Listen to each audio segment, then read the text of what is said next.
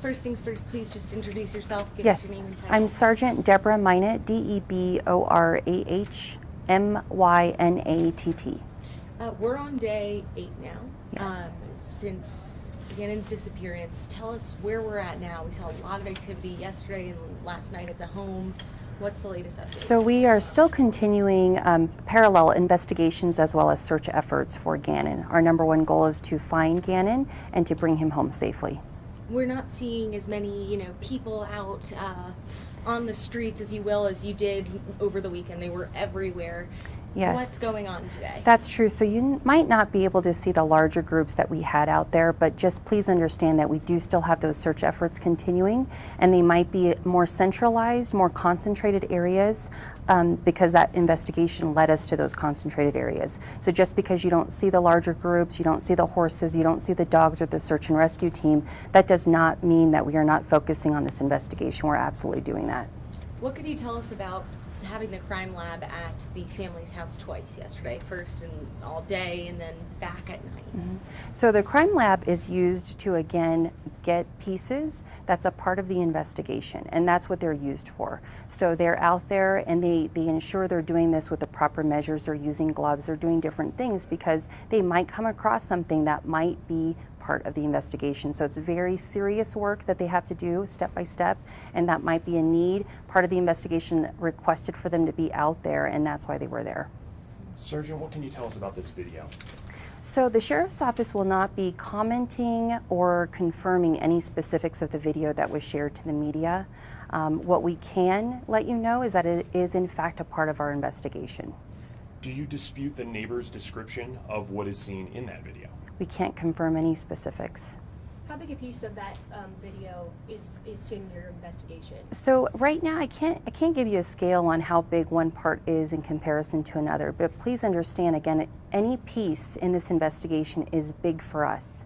So any even eyewitness, a possible person that maybe they saw somebody in the neighborhood, something suspicious, even if to everyday citizens it might appear to be very small, it is to us a very big part. So this video may be a big part in that investigation. Therefore, we can't confirm any specifics on it. Is the timeline now into question, being put into question? The timeline in this entire case is going to be looked at. So our investigators are looking at everything step by step. So just going back to the original release, it says that he was last seen January 27th in his home by his stepmother between 3:15 and 4 o'clock. Is that still accurate? That piece, yes, that was reported to us the day of, and that piece is what is part of the investigation. Is there a suspect at this time? No, I cannot discuss that right now. Any people of interest or persons of So interest? please understand that persons of interest could be any person that has information to any case. And so as any investigation, our wonderful, talented detectives take tips and leads and they go until it's exhausted. So any bit of it, they'll go until it's exhausted. And then once that happens, during that path of the investigation, we may come across persons of interest. And then again, the specifics of those names of persons of interest, we will not share because again, it's a part of the investigation. And we do not have any suspects at this time. None. Okay. Talk to us about the massive social media following, I guess, this case has brought. There's several search groups for him, community members coming up with all of these hypotheses that, Yes. what they think. Is that taking away from your investigations? Yes. So speculation is one thing, and theories and these kinds of ideas is one thing for someone to have. When they provide that to the sheriff's office, we take it seriously. So any information to any law enforcement agency, if you have a tip or a lead, we have to vet each of those. We have to ensure that it is factual, and it takes time away from our detectives to try to figure out if this is a good lead or if it's not. And the time that they spend doing that absolutely will take them away from that investigation. So speculation and theories is not something we want you to report. We want you to report the factual information, things that you've seen, and it might not even be that Monday. It could have been the week prior. Anything that you might have seen with your own eyes is information that we would like for you to provide, not speculation and not theories. So like this neighbor in his video. So if we could also talk about said in the press conference, although we have to make social media part of the investigation and put it in the Yes. investigation, that no leads anymore are going to be followed up unless they are called into the tip line or emailed into the tip line. Okay. I think that's really important. Okay. So people really want to find Gannon. Use those two methods. So we put out social media updates on Gannon Search, and we use social media for the sharing purposes. Comments sometimes are great, but please understand that tips that you provide will only be taken in two methods, and that's through our tip line, which is 719-520-6666, or through our email, which is tips@elpasoco.com. So if they message us, they're using social media to comment, we are not taking those. We are only taking it from those two methods. And then yesterday, I was the first person to bring you this video, Yes. and you guys asked me to not share it because you said this will maybe hurt the investigation. Yes. Now we're seeing some station puts it on their, Yes.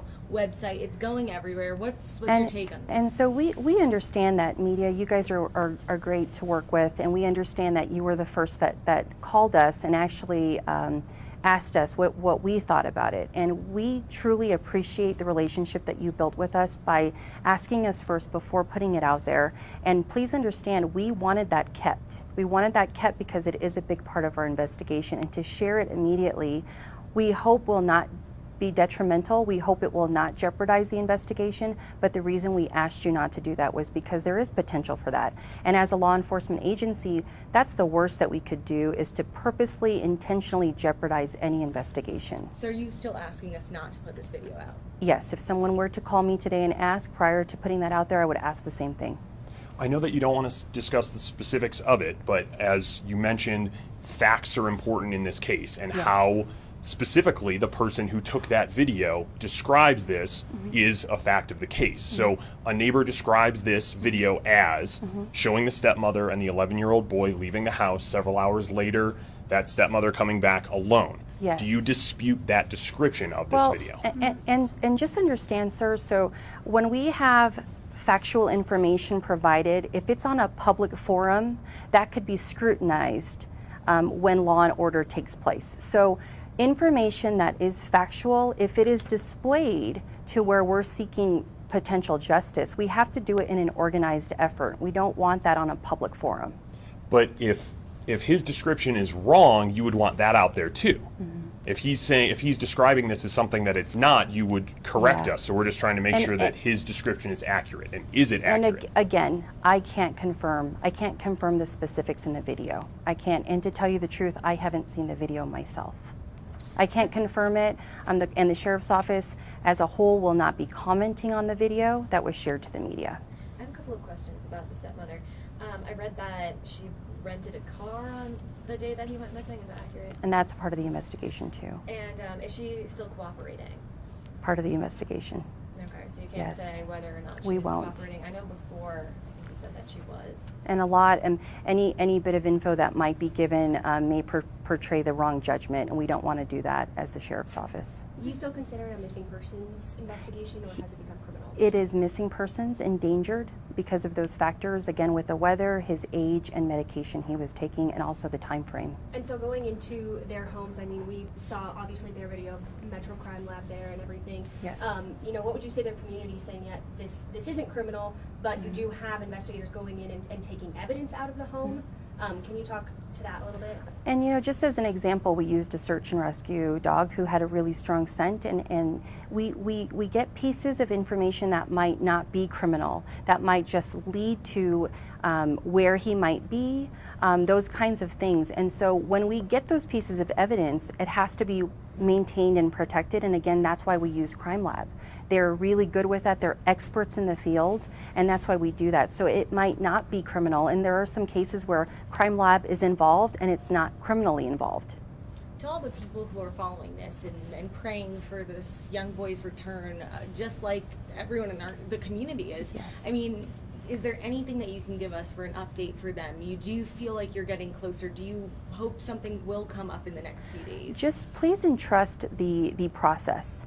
And I understand, coming from an agency, there are so many of us that are parents here, and we understand this is a devastating just to imagine, it's very devastating if that were you in the parents' shoes. And so please understand that this is sometimes a slow process. And I know that might be frustrating, but we have very skilled people here at our agency, and we have skilled resources that we're using with the FBI, with the Colorado Springs Police Department, and a lot of different resources that we're using to put the best method together, because again, all of them, each of them that have put passion into this case are thinking of Gannon, and it doesn't matter what piece that they have of this pie, they are thinking of Gannon and they want to bring him home safely. Can you just kind of reiterate for some of the people the timeline? I think we've all heard a little bit of a different thing. He was at school, he wasn't at school, he was on a hike. Can you go into any of that? We can't, unfortunately, I can't talk about those specifics. Are you still saying that he went missing between 3 and 4 o'clock? That was the only information relayed to us, and therefore the first day that the reporting party called in, that was indicated to us. That was the bit of information we had to work with. There were some other factors and information obtained during that call that we type coded him as a runaway because of information we received.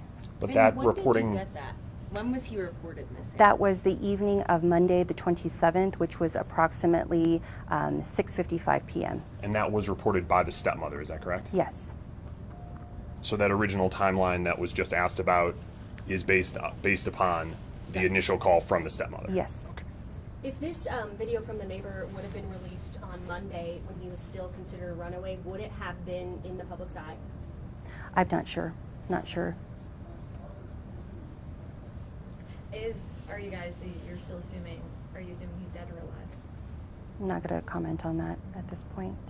We always hope. We have we have the best hope that he is alive, and we're going to find him and bring him home. And that is, again, each of the people that are involved in this investigation all have that same hope. Have you spoken to the stepmother since that piece of video came to light yesterday? I can't comment on that. And just one last question. Sure. The neighbor that we spoke to said that when detectives originally came to his house, they looked at those hours around 3 and 4, and then it wasn't until later that he decided to look back and see that video. So are you guys looking at a wider scope now that you know? That I this don't, video- yeah, I won't be able to comment on that either. Do you encourage people to do what this neighbor did and to look back and see if there is any other info they can give to you guys? Absolutely. So again, just not, any bit of information could help. So if you do have those video cameras and you live in that neighborhood, we absolutely ask that you look through those. And I know some of them are timed out, 7-day captures and things like that. So it might not just be a focus on the Monday, focus on days prior. Anything, any bit of information is very valuable to this case, and to provide that to us, not in a public forum, but to provide that to us through those 2 outlets that I shared earlier. Anything else? No. Thank you.